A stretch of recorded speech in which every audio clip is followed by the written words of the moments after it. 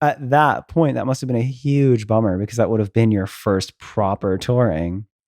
But that's kind of where you get to this point where you're like, you can have the pity party and you can be bummed and throw in the towel, or you can get creative. Right. So were some of the early people with that part of your band, or like, how did this idea, like take me to this moment where this idea happens? Cause I'm so fascinated by like that exact moment and how these things begin, you know? Right. I remember I had some friends that were also musicians and artists or worked in the entertainment space. And this platform called TikTok came around, and that's, as we know, it's been crazy disruptive to the industry. Yeah. But at the time, like any app, it takes a while to kind of build momentum. And I remember there were some artists that were on the platform, but no one really in country. Yeah. And this is, and I love Nashville and it's a great place, but I will say like Nashville tends to be a few years behind like LA.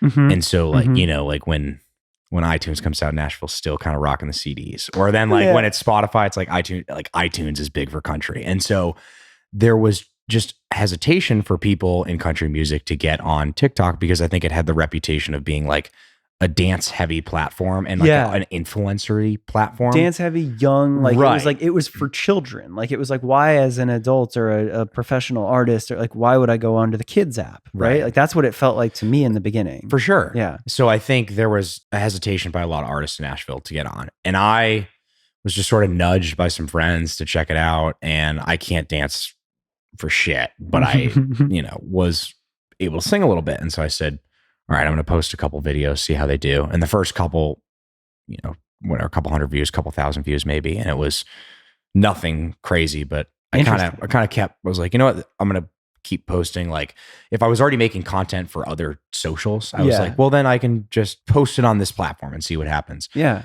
And then I remember there was one video I did a challenge where I took like 5 solo cups and I put like 5 of my favorite artists, and I would like take a drink and then sing a lyric of a song by that artist. Oh, funny. Okay. And I did it as like just a game, and you know, didn't really think much of it.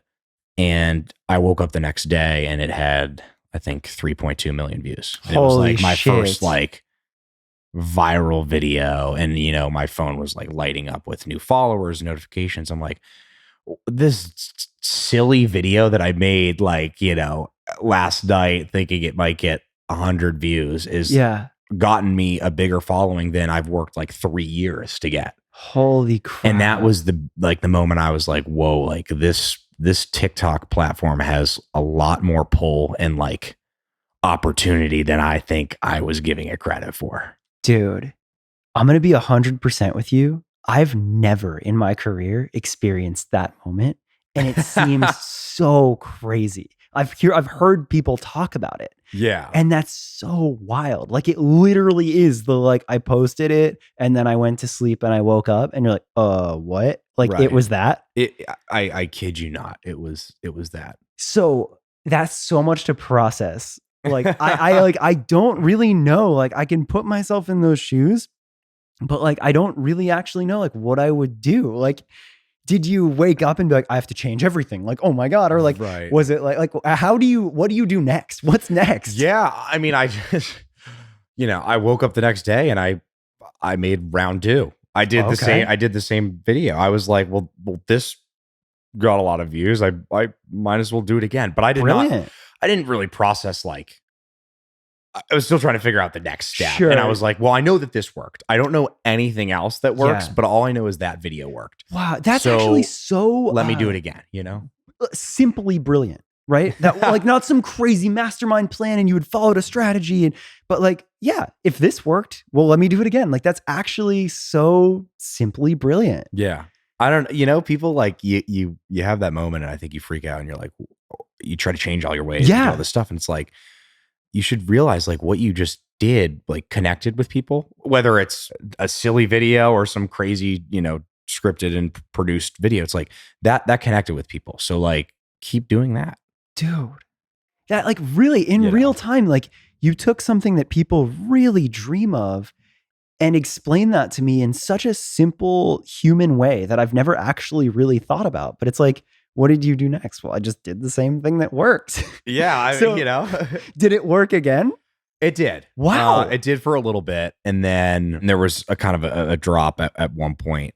That's the tough part about I was posting primarily on TikTok, and it's a very interesting platform because it's really the only platform that I think we've seen where your videos are being funneled to an audience that doesn't know you for the most part. Right. And the algorithm is based off of engagement and in viewership and, in real time. And if something is highly engaging, then it'll be exposed to a larger audience of people, right? And so forth. Eventually, I think, whether my videos just stopped connecting with people or maybe they were exposed to a different audience than the ones that saw the first one. And, like that original algorithm pocket changed. Yeah. So, that happened and, I kind of had to adopt a little bit to figure out kind of what my next move was. But I just remember that was the first moment of like, whoa, like there's something really powerful about social media and about TikTok and like, where do I take it? Yeah.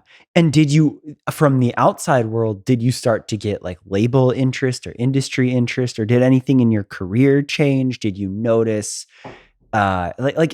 did that attention translate, or was it just a positive enough sign to say, I'm gonna keep going? There wasn't really much label interest just after that one video. Yeah. I think it was in part because it wasn't pertaining to my original music. Sure. I think that, I'm sure labels saw it. And my guess is they were like, well, this kid's got a great voice. He's got, maybe a cool vibe, but it's like, does he write songs? What's his original music? And I hadn't had a track record yet of any song really doing significant numbers that would, I think, warrant like label interest. Sure. Yeah. So that came a little bit later.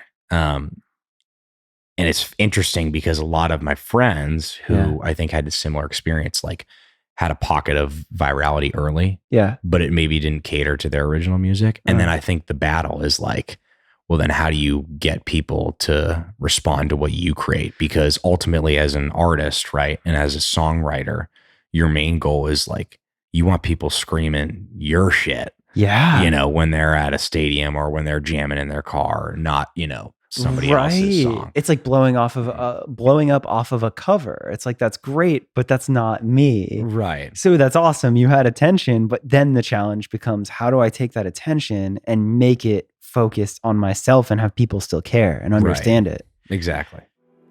Did you figure that out?